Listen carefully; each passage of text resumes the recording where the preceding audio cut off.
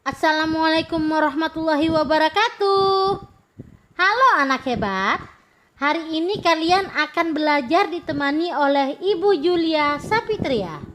Apa kabar kalian hari ini? Ibu harap kalian semua dalam keadaan baik, luar biasa, bersemangat.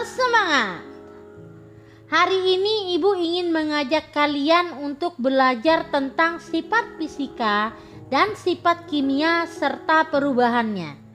Adapun kompetensi dasar dalam pembelajaran kita hari ini, untuk kadar pengetahuannya adalah menjelaskan konsep campuran dan zat tunggal, unsur dan senyawa, sifat fisika dan kimia, perubahan fisika dan kimia dalam kehidupan sehari-hari. Dan untuk kadar keterampilannya adalah menyajikan hasil penyelidikan atau karya tentang sifat larutan, perubahan fisika dan perubahan kimia atau pemisahan campuran. Untuk pembelajaran kita hari ini kita akan belajar tentang kadar pengetahuannya saja ya anak-anak, yaitu yang 3.3. Karena yang 4.3 atau yang keterampilannya nanti akan kalian pelajari dengan guru kalian masing-masing. Sebelum kita masuk ke materi, Ibu ingin menyampaikan terlebih dahulu tujuan pembelajaran kita hari ini. Setelah mempelajari bab ini, diharapkan kalian akan mampu mengidentifikasi sifat fisika dan kimia suatu zat. Kalian juga nantinya bisa menghitung massa jenis suatu zat, membedakan ciri-ciri perubahan fisika dan perubahan kimia suatu zat, mengidentifikasi contoh-contoh perubahan fisika dan perubahan kimia dalam kehidupan sehari-hari. Baiklah, langsung saja. Yang pertama kita akan belajar tentang sifat fisika dan sifat kimia suatu benda atau zat. Yang pertama adalah sifat fisika. Sifat fisika adalah sifat suatu benda atau zat yang tidak berkaitan dengan terbentuknya zat baru. Kita bisa lihat di sini wacananya itu adalah yang berkaitan dengan tidak terbentuknya zat baru. Contohnya yang pertama adalah kerapatan. Kerapatan atau biasa disebut dengan massa jenis. Massa jenis zat banyak ataupun sedikit tetap sama, tidak akan mengubah suatu benda menjadi benda yang lain. Contoh seperti air dan minyak. Ketika air dan minyak dicampur, maka tidak akan terjadi reaksi di sini, ya. Tidak akan terjadi reaksi apa-apa antara minyak dan air. Ketika air dan minyak dicampur, maka tidak akan terjadi reaksi apa-apa. Tetapi massa jenisnya hanya merubah posisi di mana air dan minyak berada. Karena massa jenis air itu lebih besar daripada minyak, maka posisi air ada di bawah. Karena posisi minyak itu di atas, otomatis massa jenisnya lebih kecil. Makanya dia berada posisinya di atas. Jadi kenapa air posisinya ada di bawah? Mengapa dia berpisah? Karena massa jenis air ini dia lebih besar dibandingkan massa jenis minyak. Dan massa jenis minyak itu lebih kecil daripada air. Jadi walaupun bagaimanapun sebanyak apapun volume yang dimasukkan, misalnya minyak itu volumenya lebih banyak daripada air, tetap saja posisi minyak akan berada di atas. Karena massa jenis minyak tadi lebih kecil daripada air. Paham ya? Menghitung massa jenis suatu zat. Hasil bagi massa zat dengan volumenya disebut dengan massa jenis.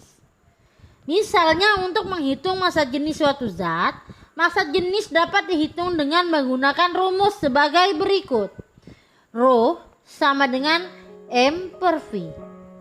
Di mana Rho itu merupakan massa jenis, satuannya adalah kilogram per meter kubik atau gram per sentimeter kubik. Sedangkan massa M itu adalah massa benda, satuannya adalah kilogram atau gram. Dan V adalah volume benda dengan satuan meter kubik atau sentimeter kubik.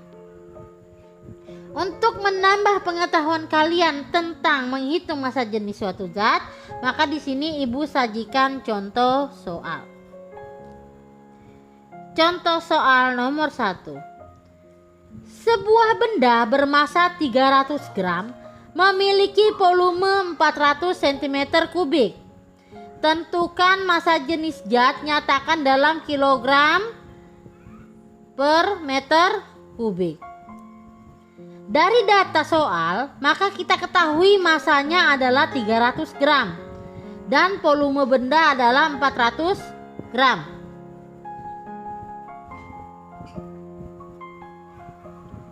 Dengan demikian, massa jenis benda kita masukkan rumusnya tadi, yaitu Rho sama dengan M per P. Rho-nya sama dengan 300 dan V-nya sama dengan 400.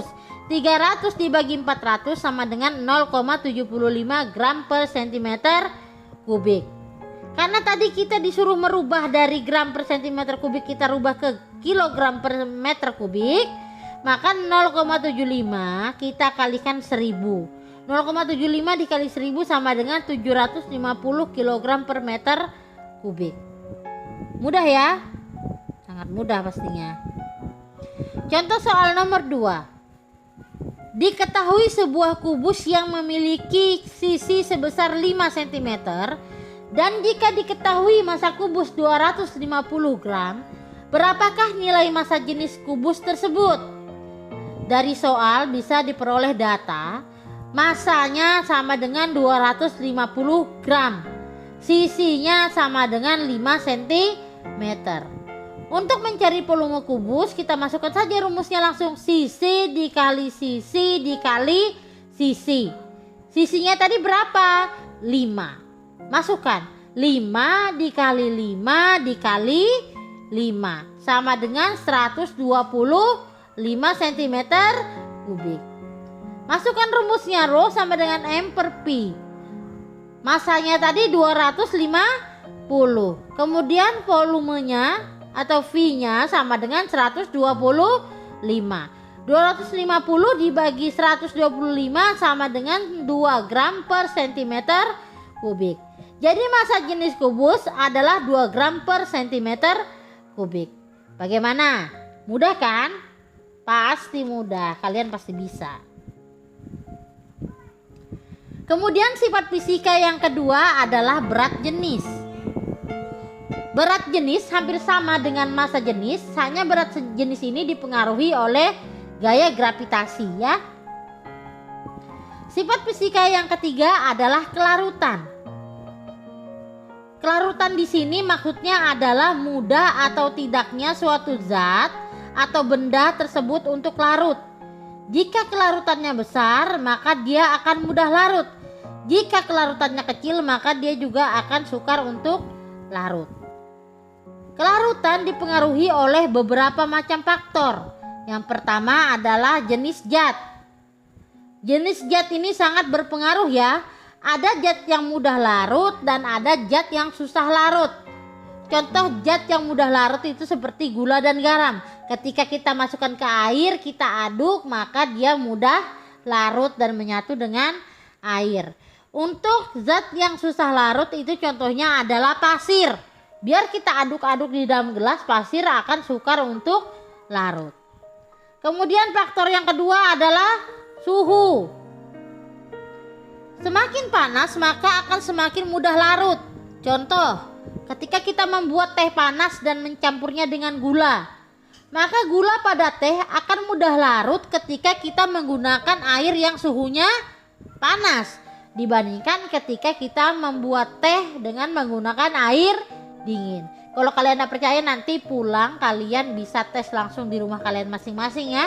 Apakah benar dengan menggunakan air panas itu lebih cepat larut dibandingkan dengan menggunakan air dingin. Kemudian faktor yang ketiga itu adalah tekanan. Faktor yang ketiga yang mempengaruhi adalah tekanan ya. Untuk zat padat dan zat cair, tekanan tidak akan berpengaruh. Tetapi untuk gas sangat berpengaruh. Karena semakin besar tekanannya, maka semakin cepat larut. Faktor yang keempat atau faktor yang terakhir adalah banyak sedikitnya pelarut dan terlarut yang diberikan. Contohnya ketika kita melarutkan 2 sendok garam di dalam gelas, maka akan sukar larut dibandingkan ketika kita melarutkan 2 sendok garam di dalam kolam renang. Karena jumlah air atau sedikit banyaknya air itu sangat berpengaruh terhadap cepat tidaknya proses pelarutan. Selain itu juga bisa dipercepat dengan cara apa? Dengan cara pengadukan ya. Kemudian sifat fisika yang keempat adalah daya hantar listrik. Besi mudah menghantarkan listrik, sedangkan plastik tidak mudah menghantarkan listrik. Mungkin kalian ada beberapa dari kalian ini yang memiliki rumah dengan menggunakan pelapornya dengan menggunakan baja ringan ya. Nah, karena baja ringan ini dianggap lebih praktis dan lebih mudah penggunaannya, kemudian juga awet oleh sebagian besar masyarakat ya. Tapi tahukah kamu kalau misalnya baja ringan ini juga ada memiliki faktor negatifnya, terutama pada saat pemasangan instalasi listrik. Karena baja ringan ini dapat menghantarkan arus listrik, jadi kita harus berhati-hati ketika rumah kita itu menggunakan baja ringan. Ketika terjadi konsleting listrik, maka kita akan susah untuk memperbaikinya. Makanya biasanya kabel-kabelnya akan dibungkus menggunakan pipa lagi ya, pipa plastik untuk menghambat aliran listrik yang akan nantinya mengalir di baja ringan itu ya. Makanya digunakan lagi pipa listrik, pipa plastik ya. Kemudian sifat fisika yang kelima adalah daya hantar panas. Nah, di sini ada gambarnya ya. Misalnya ketika kita melelehkan keju dengan spatula yang ditaruh di atas api, maka semakin lama spatula akan semakin memanas sehingga keju dapat meleleh. Tetapi jika kita menggunakan kayu, maka kayu itu akan sukar untuk panas. Tetapi kayu akan mudah terbakar. Sifat fisika yang keenam adalah kemagnetan. Mudah tidaknya ditarik oleh magnet. Daya tarik magnet dibagi menjadi 3 macam ya. Yang pertama adalah ferromagnetik, adalah yang sangat kuat ditarik oleh magnet. Kemudian ada paramagnetik, itu adalah yang cukup kuat ditarik oleh magnet. Dan diamagnetik, tidak ditarik oleh magnet. Kemudian sifat fisika yang ketujuh adalah wujud zat.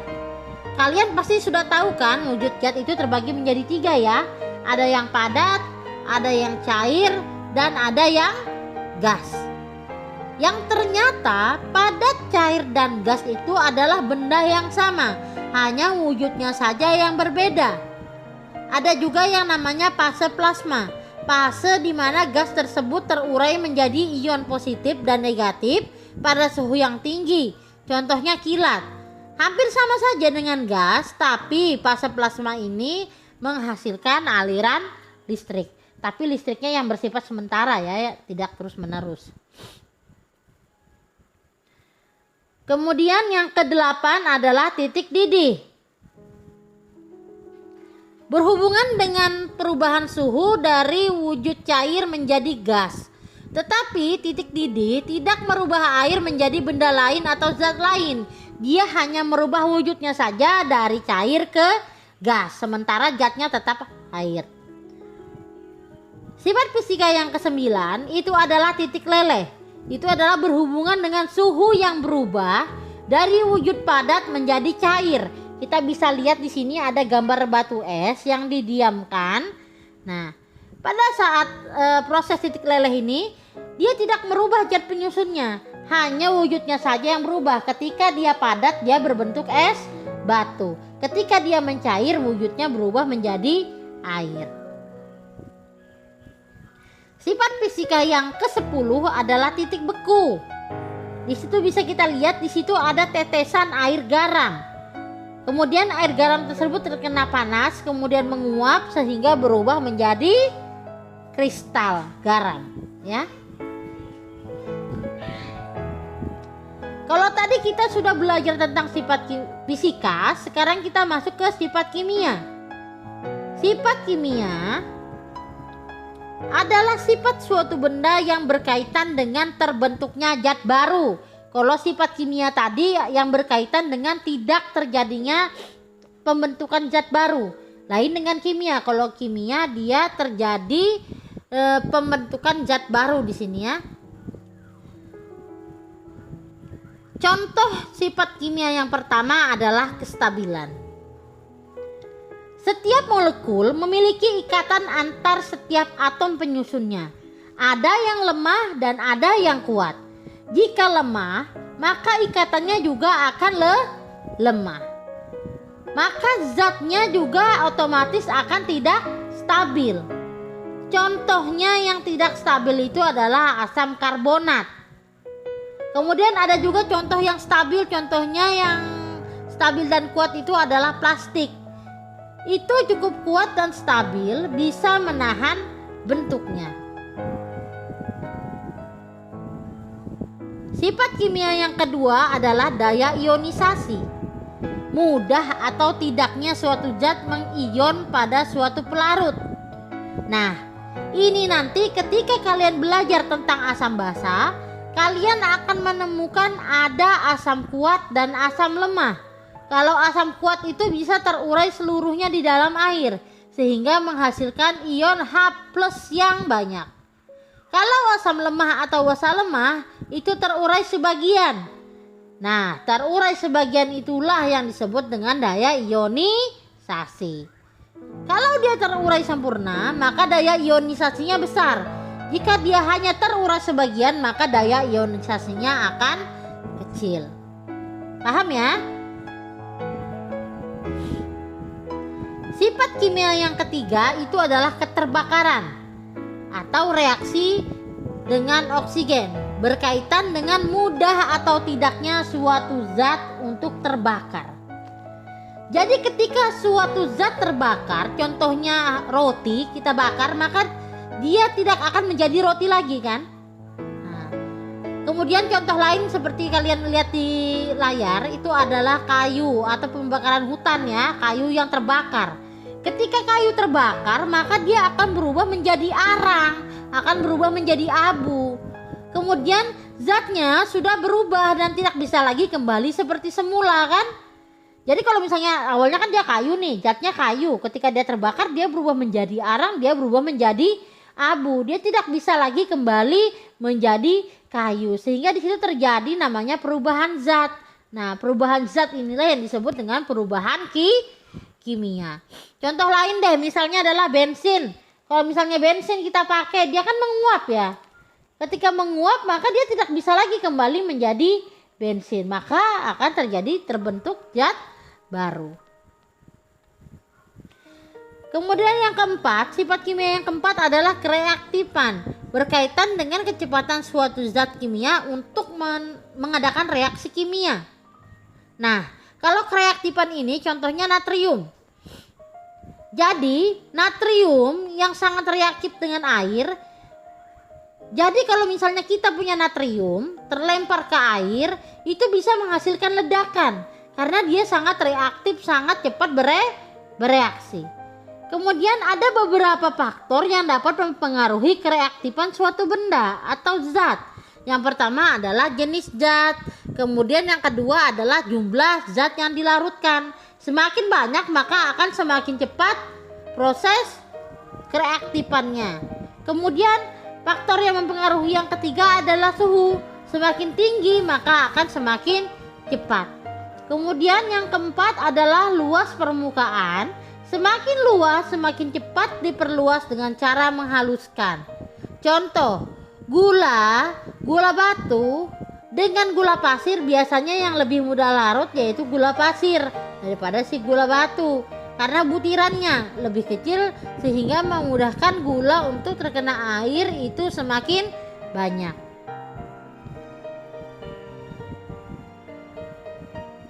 Sifat kimia yang kelima adalah pengadukan. Pengadukan atau proses pengadukan ini akan memperbesar tumbukan antar partikel yang mempercepat reaksi. Jadi dengan cara pengadukan ini reaksinya akan semakin cepat ya, akan terbantu.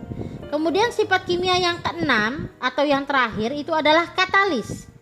Pemicu yang menurunkan energi aktivasi yang dibutuhkan untuk memulai suatu reaksi. Nah, bagaimana sampai di sini? Apakah kalian sudah bisa mengidentifikasi sifat fisika dan kimia benda atau zat? Ibu harap kalian sudah bisa ya untuk mengidentifikasi sifat fisika dan kimia pada suatu zat, dan kalian sudah mampu untuk menghitung massa, jenis,